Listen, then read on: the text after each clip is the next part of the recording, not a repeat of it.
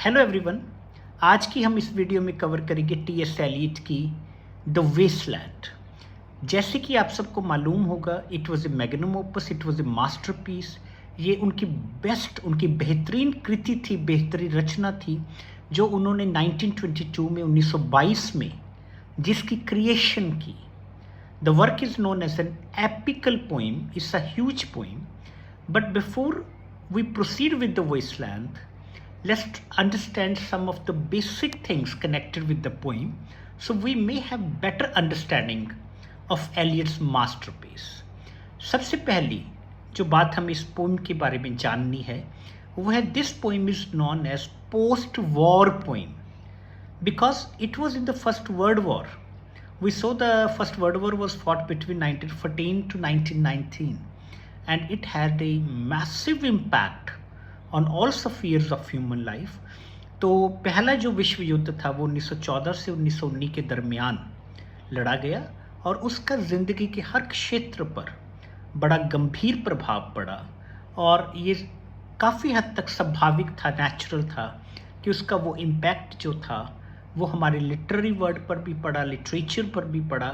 Because as we all know that literature is a reflection of human society, so it is natural that whatever takes place in the society, जो भी इंसानी समाज में होता है, घटित होता है, उसकी कोई ना कोई छाया, उसका कोई ना कोई रूप किसी ना किसी तरीके से उसको डॉक्यूमेंट किया जाता है लिटरेचर के through. So first thing we need to understand, it is a post-war poem which tells us about the war-torn Europe कि 1920 के दौरान यूरोप किन किन गंभीर समस्याओं से जूझ रहा था। We all know that war leaves a very terrible world after it. Unemployment, inflation and all other kind of problems, and the biggest problem is the pessimism. जो दूसरी बात हमें याद रखनी है, वेस्टलैंड मुख्यतः एक पेसिमिस्टिक पोइम है जो जीवन के गंभीर उद्देश्यों को, गंभीर पहलुओं को उजागर करती है आपके सामने। और ये पेसिमिस्टिक क्यों है, थोड़ी सी निराशावादी क्यों है?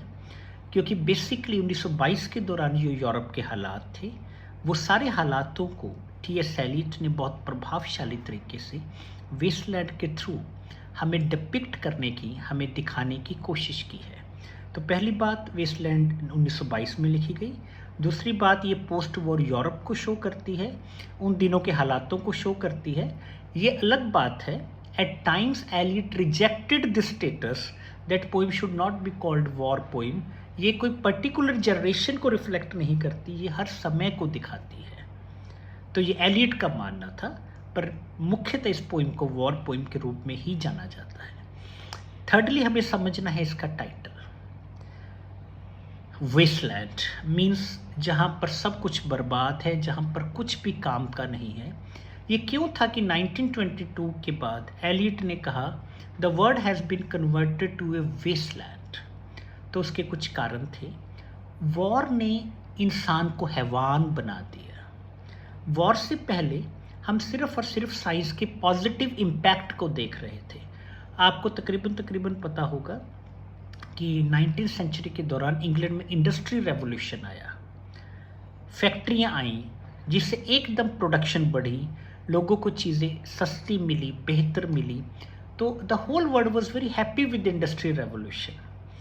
People were very happy with scientific revolution कि साइंस ने जीवन को आसान कर दिया। But nobody understood that the same science, same development was going to be a curse. तो 1920 के दौरान यूरोप में, खास तौर में इंग्लैंड और जर्मन के बीच बिजनेस को लेके राइवलरी देखी गई, और उस राइवलरी में, उस दुश्मनी ने एक वॉर का जन्म लिया, और उस वॉर ने दुनिया को बर्बादी के मुहायने पर, कगार पर लाकर खड़ा कर दिया। तो पहली बार लोगों को लगा कि इंसान इस हद तक भी जा सकता है, वो तबाही के इस मंजर तक भी जा सकता है। तो it was a total negative world, जहाँ पर कोई स्पिरिचुअलिटी नहीं थी, जहाँ पर लोगों का गॉड से, भगवान से कनेक्शन काफ़ी हद तक टूट चुका था। लोग सिर्फ या पैसा या पावर, इसके पीछे भाग रहे थे।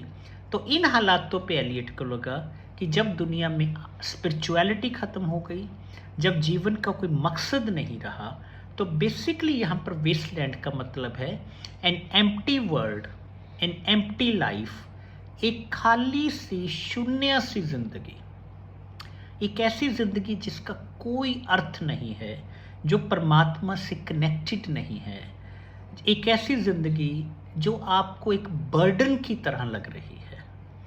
जैसे गज़ल में किसी ने कहा था कि जिंदगी से बड़ी सज़ा ही नहीं, और क्या जुर्म है पता ही नहीं, इतने हिस्सों में बंट गया हूं मैं, अपने हिस्से का कुछ पता ही नहीं।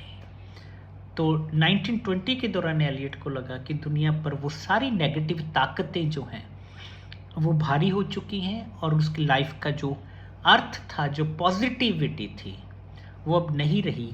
इसलिए एलियट ने एक एम्प्टी वर्ड को कहा वेस्टलैंड। और now we need to understand the theme of the poem. जो पोइम का थीम है वो बिल्कुल सिंपल है, जैसे हमने अभी अभी आपके साथ विचार विमर्श किया, चर्चा की कि ये एक पोस्ट वॉर पोइम है। तो पोइम का थीम है कि कैसे 20th सेंचुरी जो इंग्लैंड है वो एक शून्य की तरफ, एक अर्थहीन जिंदगी की तरफ, जहाँ पर दुनिया में सिर्फ मटीरियलिज्म के अलावा, पदार्थवाद के अलावा, लालच के अलावा कुछ भी नहीं बचा, जहाँ पर लोग सेल्फिश हैं, जहाँ पर रिश्ते, दोस्ती, इसकी कोई अहमियत नहीं है, जहाँ पर दोस्ती के नाम पर सिर्फ धोखा है। तो एलियट हमें एक ऐसे समाज को दिखा रहा है वेस्टलैंड के थ्रू, जो समाज अपने मूल्यों को, अपनी परंपराओं को, अपनी इंसानियत के जो उसकी रूट्स थी उसको कंप्लीटली भूल चुका है। तो टी.एस. एलियट 1922 में लिखी वेस्टलैंड के थ्रू जो थीम दिखाया है वो क्या है? एम्प्टी जनरेशन, एम्प्टी पीपल जो सिर्फ एक रैट रेस लगा रहे हैं, जो पैसे के लिए भाग रहे हैं। आपको हैरानी इस बात की होगी कि आज हम 2024 में तकरीबन 102 साल के बाद कह रहे हैं कि देश में ऐसा लोग मटेरियलिस्टिक हो गए, लोग पैसे के लिए भाग रहे हैं, जीवन के मूल्य जो हैं वो ख़त्म हो चुके। तो आप ये अंदाज़ा लगाइए कि ये सारी चीज़ें यूरोप में 100 साल पहले थी, जो बढ़ती बढ़ती दुनिया के हर कोने में आ चुकी हैं। और ऑलमोस्ट सेम टाइम की जो फीलिंग है दुनिया में, हर इंसान ये फील कर रहा है कि दुनिया एक वेस्टलैंड में कन्वर्ट हो चुकी है। People have become more and more selfish, there is no empathy, there is no sympathy, there is no connection with the god, there is almost no religion in the world, there is only one thing that matters and that is money and power। और ऐसे दौर में जितने sensitive लोग होते हैं Elliott की तरह, जो लोग संवेदनशील होते हैं, वो बड़ा हर्ट फील करते हैं। जैसे एलियट ने वेस्टलैंड में दिखाया है कि ही फील्स हर्ट, जिंदगी कुछ ऐसे ही गुजारता है कोई, जैसे एहसान उतारता है कोई, आईना देख कर तसल्ली हुई, हमको इस घर में जानता है कोई। तो वेस्टलैंड में एलियट ने हमें दिखाया है कि कैसे जो सेंसिटिव लोग हैं वो अपने आप को एलियन फील करते हैं, स्ट्रेंजर फील करते हैं और मिसफिट फील करते हैं। और लास्ट बट नॉट लीस्ट जो वेस्टलैंड के बारे में आपने याद रखनी है, this poem is called a poem of poems, a book of books, because Eliot has borrowed a lot of material, a lot of quotations, a lot of ideas, a lot of characters, a lot of titles from other sources, from ancient Greeks to Shakespeare to Browning to other writers। तो Elliott ने दिल खोल के अपने इस masterpiece के लिए लोगों से चीज़ें उधार ली हैं, कुछ विचार उधार लिए हैं। हाँ, that goes to the credit of Eliot कि उन्होंने बड़ी क्रिएटिविटी के साथ उन चीज़ों को रिक्रिएट किया है। पर you should remember there is hugely borrowed material in the wasteland. तो राइटर ने खुल के बाकी राइटरों के कोटेशनें और आइडियाज़ बोरोड किए हैं वेस्टलैंड में। और एक बात, एलियट ने जब ये पोइम लिखी वेस्टलैंड, उसके पर्सनल हालात भी कुछ अनुकूल नहीं थे, जिंदगी कुछ नाशाद थी। He himself was passing through a very troubled time. His wife was passing through a great, a very severe mental disease. Europe का बुरा हाल था, फाइनेंशियल हालात बहुत अच्छे नहीं थे, वर्क प्रेशर बहुत ज़्यादा था, एलियट की हेल्थ भी उन दिनों में बहुत अच्छी नहीं रही। तो उन सारी चीज़ों ने एलियट को एक मास्टरपीस लिखने के लिए प्रेरित किया। And that is one more thing which we need to remember. It was almost for the last 10 years.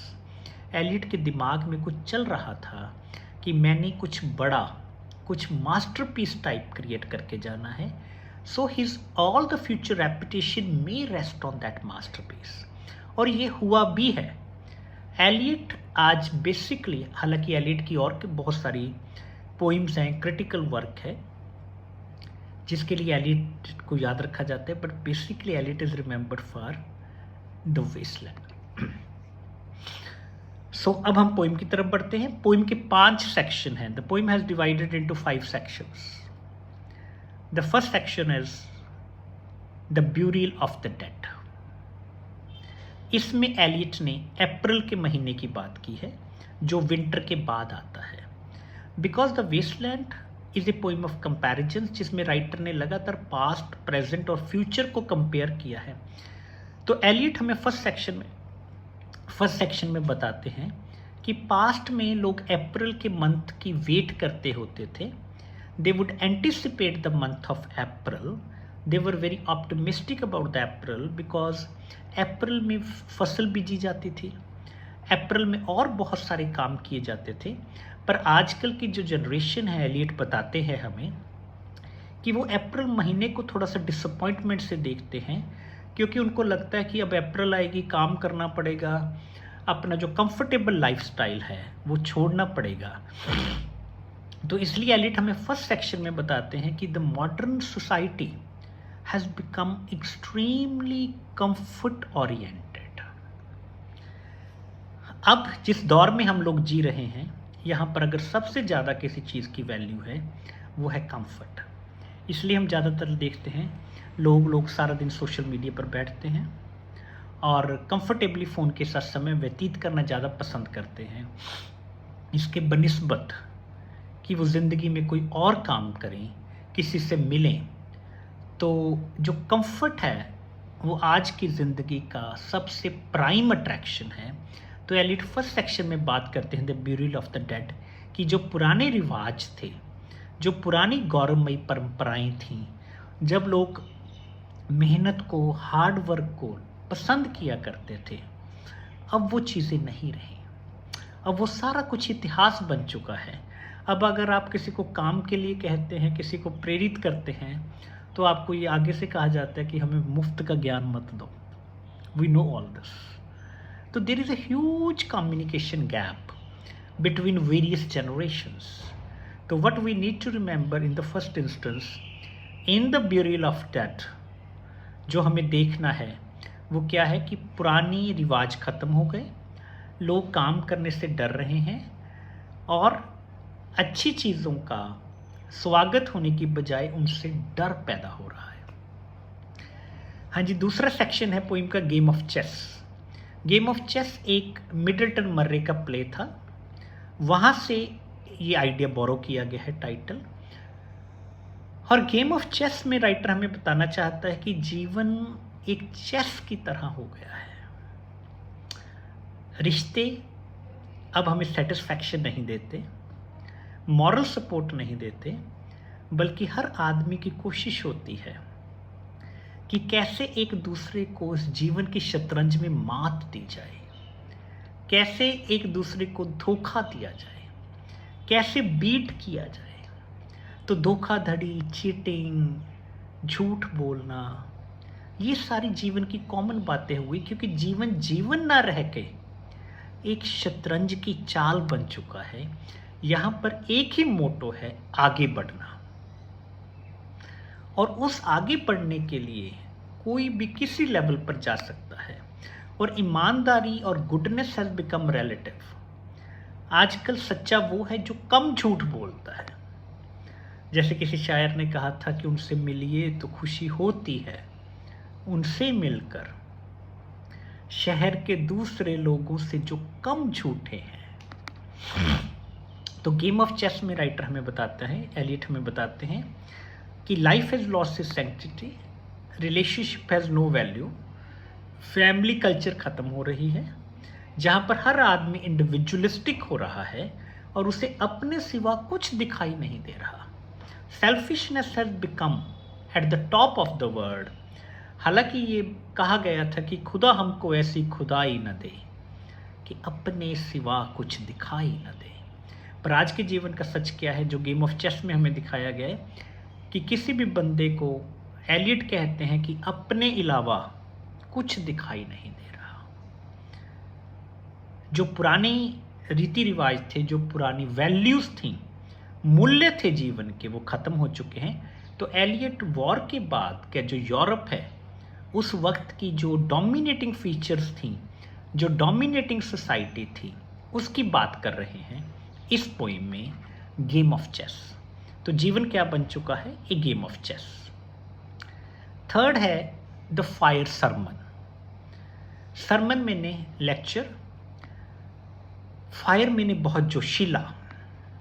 तो ये सेक्शन ऑलमोस्ट महात्मा बुद्ध से प्रेरित है, जिसमें महात्मा बुद्ध जी ने कहा था कि उन्होंने एक बहुत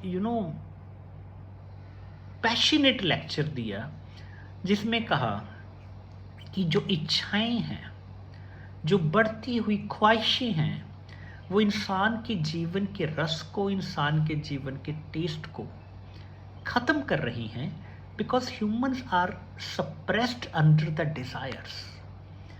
दे are always trying to follow the money, the material.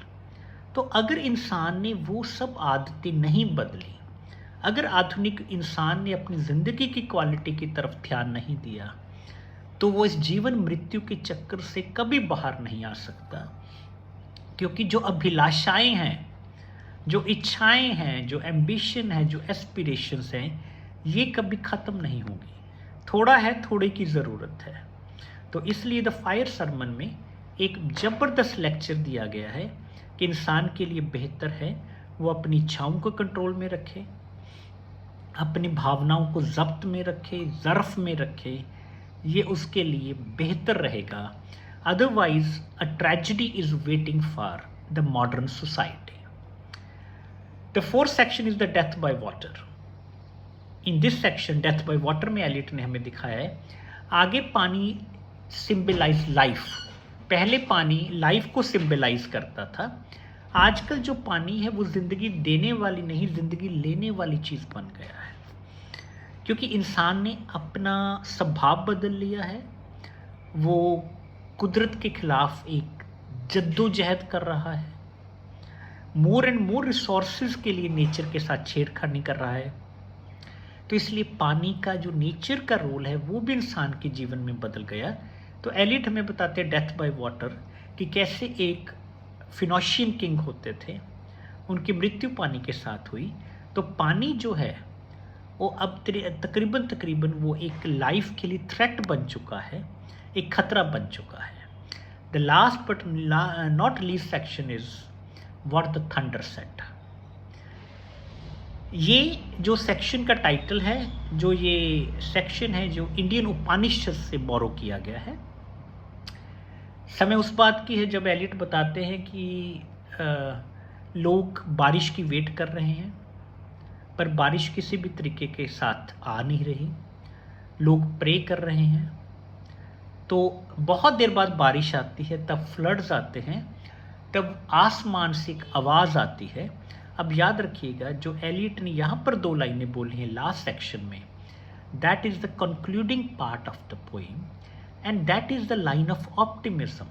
हालांकि मैंने आपको पहले बताया था कि पोइम मुख्यतः निराशावादी है, पर पोइम जैसे जैसे अपने अंत की तरफ बढ़ती है, तो राइटर ने यहाँ पर एक पॉजिटिविटी की बात की है, एक फॉर्मूला दिया है, एक मंत्र दिया है कि अगर इंसान चाहे तो आज भी अपने जीवन के स्तर को, जीवन की क्वालिटी को सुधार सकता है। वो कैसे कर सकता है?